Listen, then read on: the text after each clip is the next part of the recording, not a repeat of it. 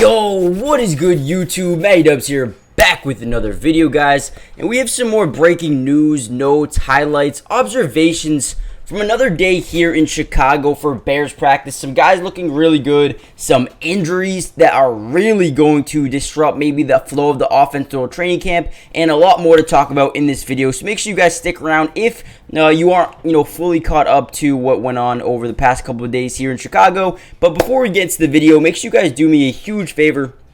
Smash that like button just so we can get this video out to more Bears fans around the world, but also subscribe to the channel if you're new. I will be covering the entirety of the offseason, which includes training camp, preseason, regular season, signings, trades, whatever goes on in the NFL. I got you guys covered, and I'm going to be live streaming games tonight. Patriots, Texans, I will be live for that game. So if you want to watch CJ Stroud and a couple of the young guys play for both those teams, make sure you guys join the family. But without any further ado, let's get into what I believe is day 12 of Chicago Bears training camp, and let's get right into the video. So the number one thing I want to talk about is injuries. Now, I did mention it briefly in the video, but I didn't tell you who.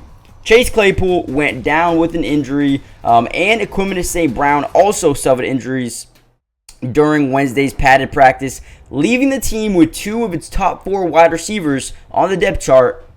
Their presence is questioned now. We don't know how long it's going to take them to get healthy, what their injuries are really, how severe they are. So we're in a little bit of a predicament right now. Bears fans are just because Chase Claypool has been really good throughout the summer, throughout the offseason. He's been really good, and I believe he pulled up on, on one-on-ones versus either Jalen Jones or Tyreek Stevenson, one of those two guys, and, he remained sidelined for the rest of the practice, which, is a good sign, I would say, that he didn't just get off the field, go back with the trainers, or even get carted off. So that is a good sign by itself. And then there was another lower body injury, a leg injury to St. Brown as well after he caught a pass from Justin Fields, and then he went limping into the locker room. So hopefully those guys are okay. Hopefully we see them back healthy sooner rather than later. It doesn't seem like they're going to play this weekend for the preseason game, but that is still up for debate. We still don't know,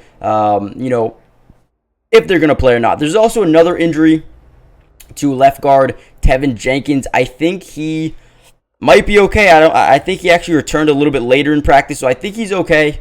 I think he just had a puke or something like that. That's what I heard. So overall, not a great practice in terms of injuries, but I think they were still productive on the field. The Claypool and Tyreek Stevenson, they've been going at it in practice. They've been battling each and every single day. If you guys have been up to date, with training camp so far with the Bears, then you know that Tyreek Stevenson has been struggling a little bit early on in camp. A guy like Terrell Smith has really been stepping up, but I feel like over the last couple of days, I feel like Stevenson has really taken the jump, really taken the strides and becoming a better player and, getting more acclimated here in Chicago. So that was definitely a good thing. And every time I post these Bears videos, I always mention one thing, and I don't mention it just because I want to. It's because every single day it's happening again. And what I mean by that is DJ Moore, Justin Fields. I mean, these guys seem like they've been playing together for decades. I mean, every time we get into 7-on-7s or we get into 11-on-11s, it's Fields to DJ Moore, Fields to DJ Moore, Fields hands off to Herbert, Fields to DJ. It's DJ Moore, DJ Moore, DJ Moore. That's all you really need to know going forward. Most of the catches you see in this video is going to be from DJ Moore. I mean, I don't know how many times I'm going to say it. This is probably like my 7th video in a row where I'm just like, it looks like Fields and DJ Moore are getting better together. Well, this is what's happening in practice. I mean, these guys are just, building this chemistry, and it looks like it could be lethal for the start of the season. But with saying that, don't forget about Darnell Mooney. I mean, Darnell Mooney, they're easing him his way into things. They're starting to ramp him up here. He was injured last season, but I still think Darnell Mooney can be very effective. And the reason I say that is because they know how good Darnell Mooney is, and they want to utilize him in a number of different ways, including in the backfield. There were some plays where we've seen him line up in the backfield, I believe on Tuesday's practice or Monday's practice.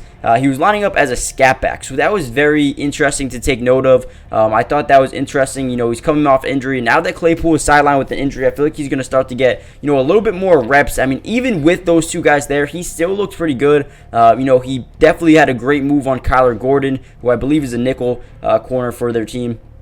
So Mooney looked good. I think he burned him down the sideline for a touchdown and even drew a flag. So it was a and one, I guess you could say. So Mooney definitely has been doing good. I'm not saying he hasn't been doing good, but I think people are tending to forget about him because, there is Chase Claypool, there is DJ Moore, there is, Khalil Herbert, Jonte Foreman, and, Cole Kmet, Robert Tonyan. But don't forget about Darnell Mooney. I think he will be fine. I think he still will be relatively productive on this team next season. And then there's been some standout rookies. Darnell Wright has been really, really good. Javon Dexter has shined through training camp. I think he still has to, get acclimated with the speed of the game.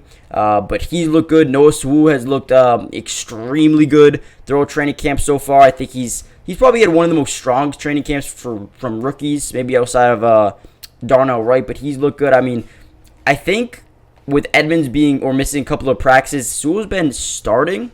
He's been working with the first team at Mike linebacker, so that's definitely something to look forward to through a preseason. And then Micah Baskerville, I think that's how you say his name. He also impressed during the day. He had 2 interceptions, I believe, and he's also good at stopping the run. So he's a guy that might not make the team, but definitely turning heads, I should say, making a name for himself through practice so far. So those are just a couple of notes I kind of wrote down from Wednesday's practice. It is Thursday today, so I will be live for a game. I'm not sure when the Bears play their first game. I'm hoping it's in the next couple of days here. Hopefully it's tomorrow, but let me actually go check really quickly before I end this video. So the Bears actually play on Saturday at 1 o'clock.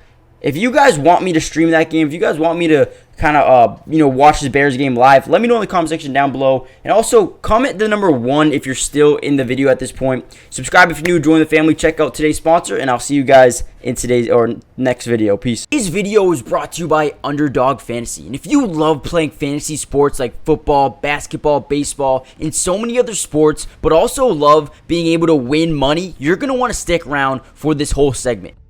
Introducing Underdog Fantasy, the ultimate platform for fantasy sports lovers. Do you want to experience the thrill of drafting your team and competing for huge prizes? Well, look no further. With Underdog Fantasy, you get access to a wide range of fantasy sports, including football, basketball, baseball, and so much more.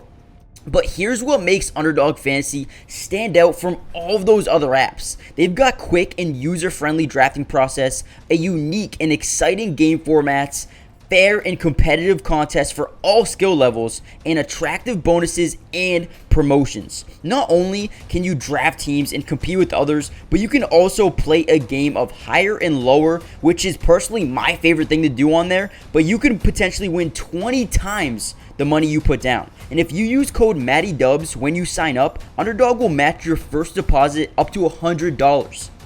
And what that means is basically when you deposit, let's say $100, they'll give you a free $100 to use and play with. Click the link in the description to get started, or head to the website right now to start dominating the fantasy world. And don't miss out on all the fun. Be a part of the Underdog community starting now. And don't forget, if you use code MattyDubs, they'll match your first deposit up to $100. Let's get started. Get into drafts with me starting today.